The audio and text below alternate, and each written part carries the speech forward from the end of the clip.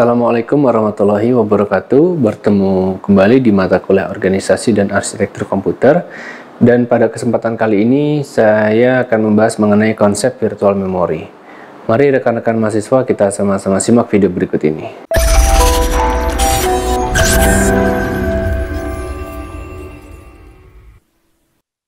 Nah, memori virtual merupakan suatu teknik yang memisahkan antara memori logis dan memori fisiknya.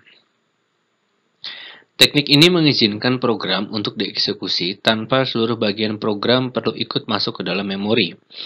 Berbeda dengan keterbatasan yang dimiliki oleh memori fisik. Nah, memori virtual dapat menampung program dalam skala besar, melebihi daya tampung dari memori utama yang tersedia. Prinsip dari memori virtual yang patut diingat adalah bahwa kecepatan maksimum eksekusi proses di memori virtual dapat sama, tetapi tidak pernah melampaui kecepatan eksekusi proses yang sama di sistem tanpa menggunakan memori virtual. Jadi ini mengenai konsep dasar daripada memori virtual. Nah, memori virtual ini adalah teknik manajemen memori, ya, yang dikembangkan untuk kernel multitugas.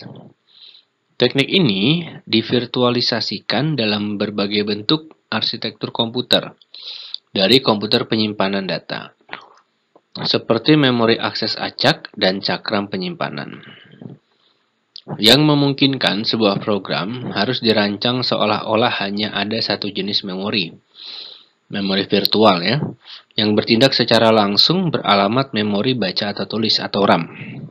Nah, sebagian besar sistem operasi modern yang mendukung memori virtual juga menjalankan setiap proses di ruang alamat khususnya sendiri.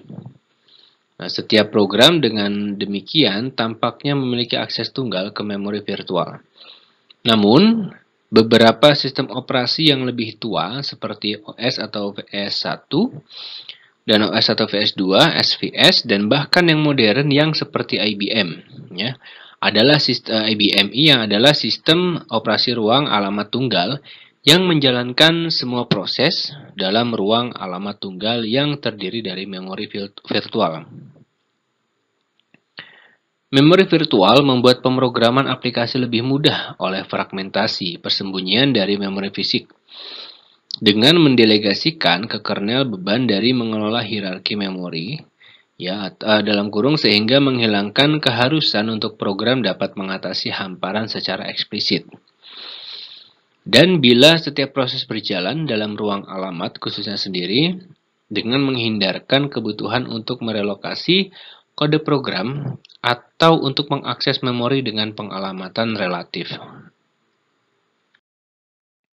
Nah, apa sih tujuan memori ya? Tujuan virtual memory ya, virtual memory itu digunakan dengan membuat suatu file khusus yang disebut swap file. Nah, virtual memory ini digunakan pada saat sistem operasi kehabisan memori.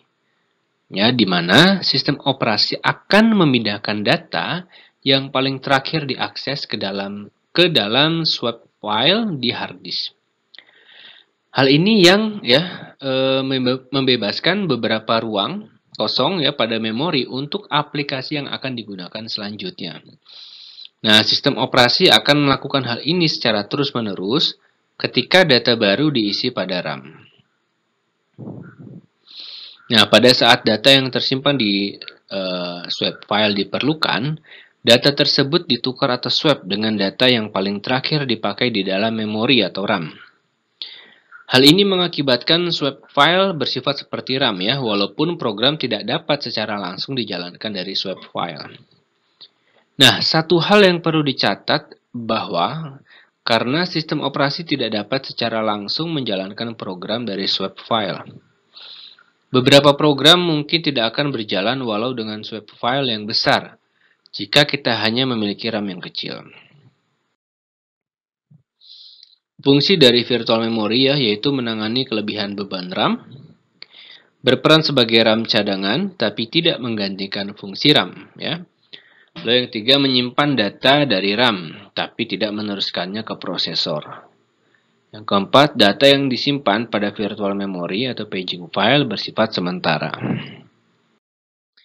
Nah, untuk mengimplementasikan konsep memori maya ya, dapat dilakukan dengan 3 cara, yaitu sistem paging ya, sistem segmentasi, 3 sistem kombinasi paging dan segmentasi. Sistem paging ini ya untuk mengimplementasikan address maya yang besar ya ke dalam memori yang kecil ya, diperlukan index register, base register, segment register, dan MMU atau Memory Management Unit. Pemetaan sistem ini akan menerjemahkan alamat maya menjadi alamat fisik. Dengan pengertian lagi, sistem memori maya tidak langsung dituliskan ke bus, tetapi akan diterjemahkan dahulu ke MMU. MMU ini memiliki fungsi untuk memetakan memori maya ke memori fisik. Selanjutnya ada sistem segmentasi ya. Sistem segmentasi ya, dengan segmentasi murni itu adalah alamat maya ya, adalah offset di segmen. Nah, setiap proses mempunyai tabel segmen dan pada saat proses running, alamat awal maya tabel dimuatkan ke register dasar. Ya, dan nomor segmen digunakan mencari deskriptor ya. Segmen di tabel segmen yang menyediakan alamat fisik awal dari segmen. Panjang dan bit-bit proteksinya. Alamat fisik dihitung dengan menambahkan alamat dasar segmen ke alamat maya. Selanjutnya ya, sistem kombinasi, paging dan segmentasi. Nah, teknik kombinasi paging dan segmentasi ini ya itu adalah ruang alamat ya pemakai ya dibagi menjadi sejumlah segmen ya sesuai dengan kehendak pemrogram. Segmen tersebut dibagi menjadi sejumlah page ya berukuran tetap dan berukuran sama dengan page frame memori utama. Nah, jika segmen kurang dari ukuran page, maka segmen hanya memerlukan 1 page. Baik, untuk video kali ini saya cukupkan, mudah-mudahan dapat bermanfaat, dan jangan lupa untuk selalu mencari sumber referensi valid lainnya. Saya akhiri, wassalamualaikum warahmatullahi wabarakatuh.